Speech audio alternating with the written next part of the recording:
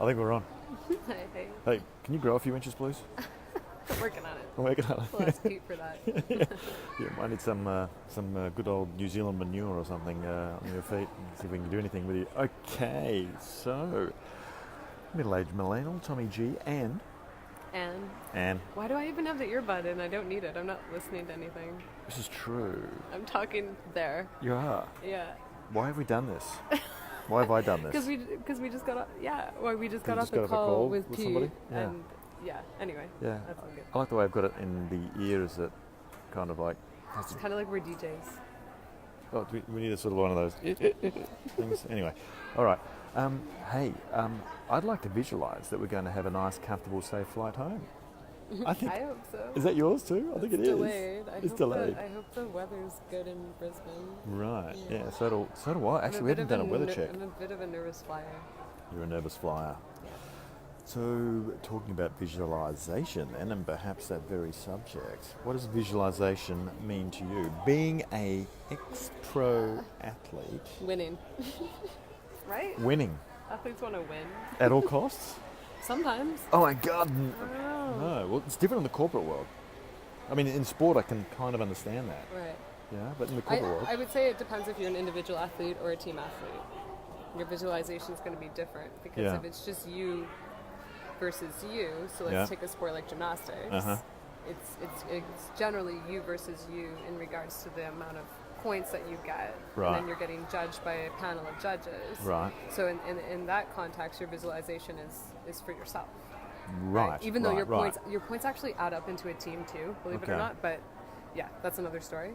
So, what are you kind of doing? Like, let's say you won gold at the Well, whatever, in the gymnastics, Commonwealth Games. What you want to do Yep. is, gosh, you have to memorize a routine, right? Right. So the sport component of it is so different because you're memorizing a routine and you're literally imagining yourself doing everything the way you want it to pan out during that competition. So it's almost automatic when you go to do that apparatus, let's say. So you're on the balance beam, you already know, hey Pete, Hey. you already know exactly how it's going to be done, like before it's even there. So you go and you're just ready to perform, and it's automatic at that point. Is there any emotional piece in that, or are you just playing this thing in your head many, many times? Like, Playing it many, many, many times, and then learning how to control the nerves that pop in at the same time. But generally, when you've gone through it so many times and you're confident in that, that nerves bit. Tell me about that. deep breathing. No, I'm kidding. But it's funny because in gymnastics, you're in front of a large crowd in the center. Right. But there's 4 apparatuses, so sometimes other people are competing at the same time as you. And I think Right. I mentioned it before, like, it's easier when you know someone else is competing at the same time as you because it kind of takes the heat off you. Right. Or you just kind of block out the crowd, right? You can Right. tell when someone's in their flow, in their lane, Yeah. focused, Yeah. when nothing else around the outside bugs them. Right. Right. So Okay. like on TV you see like crazy sports reactions where people where athletes lose it on like the fans and things like that. Right, yeah. Those guys aren't really necessarily in their game or focused. Right. Right. They're sort of like chewed up by a whole bunch of emotion and stuff. Yeah, or they just lost their focus or their purpose, or like we said, visualization of where they want to go in that particular game. They lost that. Yeah. Right. Yeah. I mean, if you look at that with life, for example, I mean, my understanding is that you visualize something. Sorry. Too short. And by the way, we're in Adelaide, guys. We're flying out of Adelaide to where? Gold Where are we Coast. going? Gold Coast. Brisbane. Brisbane, Gold Coast, but then Gold Coast will drive down. Anyway. So, visualization from my point of view, and if you're looking at stuff in life, it's not only that. So it's not a motion. You're visualizing actually the end result. I guess you do that with sport too, and you're visualizing every move to get to the end result. Yeah. You're visualizing the end result and what that will feel like to really get it connected into your brain. So there's your end result, your outcome, and Right. then everything you need to do to break it down to get there. Right. So we could call that, as Right. you and I call it, a direction review, right? Right. Daily. What do you need to do daily to get that outcome? And what does that outcome look like, feel like, Like it's the feeling that you want when that's accomplished. It's, Right. It's what it looks So it is like the to end you. picture. Yeah. It's Right. always the end picture. Yeah. Okay. Sure. And so then, like imagining every detail, it's like in that book, what they call it, the Secret. I think it's a similar concept. Okay, for those of us that are have read some of this other stuff as well, but where The Secret was all about also imagining an outcome. It's sort of like all of a sudden the universe starts to provide without getting too woo-woo. But I think it's the universe of your head that actually starts to see things that start to align with that end picture. And if you get emotional about it, my understanding is that then it starts to stick more in your memory, and everything that comes in when you're processing in the subconscious starts to move into the conscious brain. You start to see the right things that are going to take you towards that goal, where it feels like, oh my God, it's sort of like just appeared, which is not the case. That would be the build up to it, and then Right. when that sports-wise, when that Right. big competition comes, Right. that day, it should feel pretty automatic. You're stepping Right. into that game. Right. It's visualized. It's there. Yeah. So when you said like the nervous system side of things, you've played it so many times in your head that really nothing can get in the way. Right. If that makes sense. Okay. And I mean, everyone's human, so Right. things Yeah. do get in the way. Yeah. Yeah. But you want to That's life, reduce the chances of. I mean, the other Yeah. stuff's always going to happen, right? Yeah. So how does that translate into the corporate world? Well, Yeah. I'm glad you asked. Curious. Maybe kind of. Well, I was going to talk about vision boards as well. We can talk about in a moment. Uh-huh. But in the corporate world, I mean, once again, let's say you've got a presentation to make either internally or externally, where you're looking to put forward a concept or an idea and an end result that you want. It's funny, like doing a presentation. If your mind, and I find with myself, if my mind gets too much in the way of how I'm feeling about it, it's a shift from sort of like right to left brain, especially if I've over prepped even. I find that I don't perform anywhere near as well. I'm like overcooked into my left brain. Whereas if I'm in the creative and the right, it's more kind of emotionally connected over there. I feel that everything kind of tends to come more naturally into fruition. I don't need So, this. you don't need that? No. You can't hear me? I can- Sorry. Okay, fine. I just felt like I was going to pull it out of your ear. Yeah, no, that's all right. That's been pulling a bit closer together. That's how I find it works in the if I'm presenting something, to get the best, most authentic feeling across of something that I'm looking to make an end result. And it could be a sale or just winning some sort of an agreement on something. Right. So same sort of deal. Same sort of deal. So I guess people are wondering how. So like how, you visualize, you Right. feel, Yep. right? Yep. These are the things you're talking about, and you Yep. imagine the outcome you want. Right. Right? But everyone's probably like, well, how do I do that? Right. Or what do I do daily to get there? Like, what does that look like? You can write it down too, right? First. Write it down. Yeah. So I worked with athletes who actually speak to themselves, as weird as it seems. Are you on your tippy toes? Yeah. Want to be on It's a video. ballerina. I worked with athletes who actually talk to themselves. So, when they're going for a run or they're doing like a low intensity day, Right. they'll actually talk to themselves about their outcome and tell themselves how it's going to be, what it'll look like, and how it'll feel. Journaling is another one. Journaling.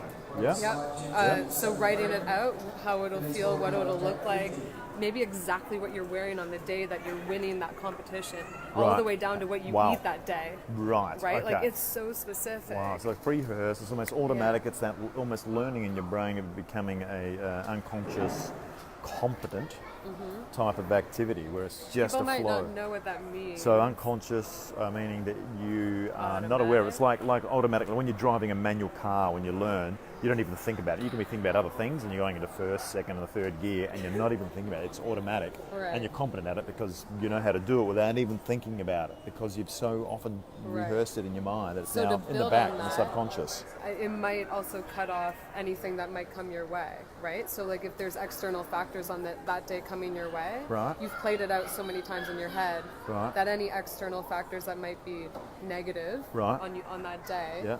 I don't know, your breakfast wasn't cooked the way you imagined it. You're like, Right. doesn't matter. right? Right. It doesn't play a role in the outcome of that day. Okay. Or because you've got more brain power consciously available to be able to handle that situation you didn't anticipate, whereas the Yeah. main play is already pre-rehearsed sitting in the back. Yeah.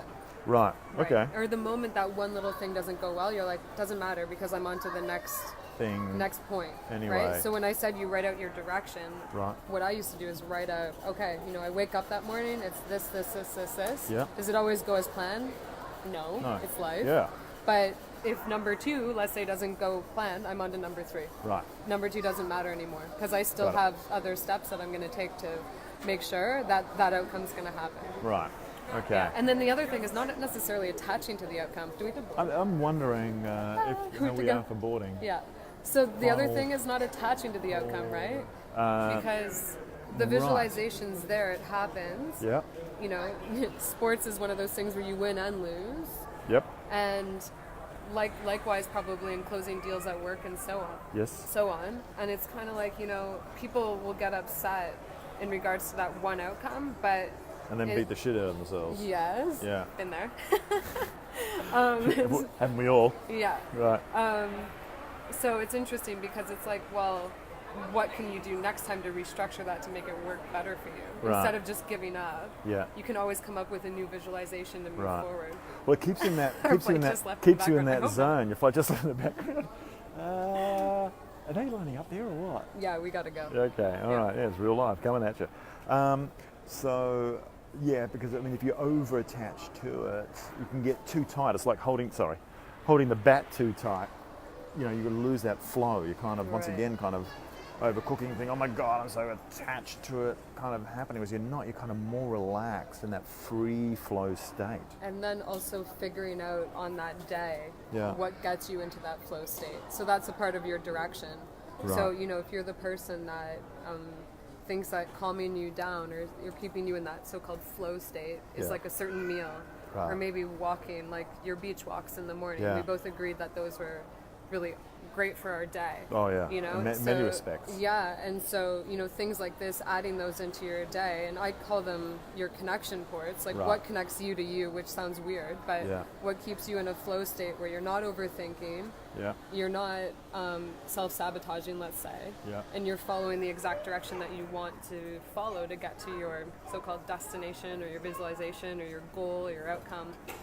Pizza's coffee. That's awesome. That can work. Drugs. I think Yeah. I think Pete has a stash of coffee too. I think He's he never has gonna got- run out. He's never going to run out. No. He had bags of organic. Oh my God! I think it was Australian. Coffee. I think it was Australian Pete, was it not? Yeah. Oh yeah. God, anyway, there you go. All right. Well, I think, look, that's about it because we'd like to be able to catch our flight. And that could be, right? Right now. Ooh. That's us. That's us. That's us. Yeah. Right. All I right. think we can share more on that in the future. I'd actually be, Yeah. if people are interested, I would totally share some of my old visualization journals that I used to have. Right. And even visualization boards that I used to have. I used to have certain photos up in my room that Right. would make me think. Like of soccer players when you're playing soccer. I did, yeah. Who's your I favourite? had posters. Back in the day, I had Mia Hamm. Oh, I don't. yeah? She's a U.S. women's soccer player. Yeah. What did you like about, what was it about her that you liked so much? Oh, she was just like, she was the first, well, in my day and time, Right. she was the first female women's soccer player that made it into like the big Sports Illustrated and things like that, and she actually started speaking to the media about women's sport. So for me, it the was sort of massive. bikini modelling thing on the front. No, that girl's name was Brandy Chastain, I believe, Oh, and yeah? she was the first girl on Sports Illustrated. I believe like she ripped off her shirt and had her sports bra on and Did stuff you do like any that. of those? No.